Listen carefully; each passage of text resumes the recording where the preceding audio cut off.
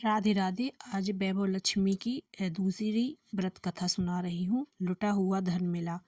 बाबूलाल इस छोटे शहर में अनाज का व्यापारी था। वह तो पहले तो काफ़ी परिश्रमी और साधारण सा आदमी था।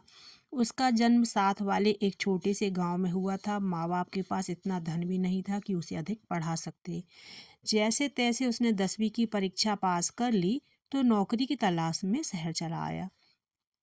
कई दिन तक इस शहर में बेकार घूमने के पश्चात उसे एक अनाज मंडी के व्यापारी के यहाँ नौकरी मिल गई।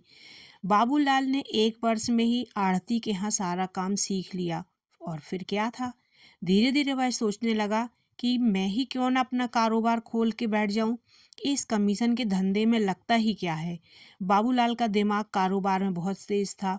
उसने उस मंडी में एक छोटी सी दुकान ले ली और नौकरी रहते हुए उसने वहीं से अपने ग्राहकों को सेट कर लिया। धीरे धीरे जब उसके ग्राहक सेट हो गए तो उसने नौकरी छोड़ दी और अपने ही मालिक के मुकाबले में दुकान खोलकर बैठ गया। बाबूलाल जवान था और परिश्रमी भी बहुत था। इसी वर्ष में उसका नाम इस मंडी के व्यापारियों में होने लगा। बाबूलाल का धंधा तो जोरों पर चल निकला। इस धंधे में उसने जो भी धन कमाया वह माँ लक्ष्मी का उपासक बन गया। वह सुबह शाम लक्ष्मी जी की उपासना करता और थोड़ा बहुत दान पुण्य भी करता रहता। कारोबार के अंदर लोगों का धन अधिक उसके पास आता था। गांव वाले लोगों को उस पर इतना अधिक विश्वास था कि उसने सारा धन उसी के पास छोड़कर चले जाते। वह मजाक मजाक में उनसे कहता, भैया इतना विश्वास मत करो, यदि मेरा दिल बेईमान हो गया तो क्या करोगे। लाला जी, बेईमान पर विश्वास भी कौन करता है, यह तो सब विश्वास के सौदे हैं। फिर हम जब इस संसार में आए तो क्या साथ लाए थे और जाएंगे भी क्या लेके जाएंगे। खाली हाथ आए थे, खाली हाथ जाएंगे। न कुछ साथ लाए थे, न कुछ साथ लेकर जाएंगे। ऐसे ही नोकझोंक बाबूलाल को अपने ग्राहकों से अक्सर चलती ही रहती। एक बार बाबूलाल जब रात को सोया हुआ था तो उसने देखा कि कुछ बंदूकधारी उसके घर में घुसे हैं।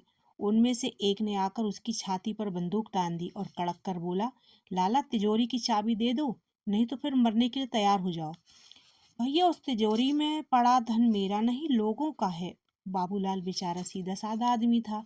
सीने पर तनी बंदूक को देखकर वह डर के मारे कांपने लगा था। जीवन का मोह किसे नहीं होता।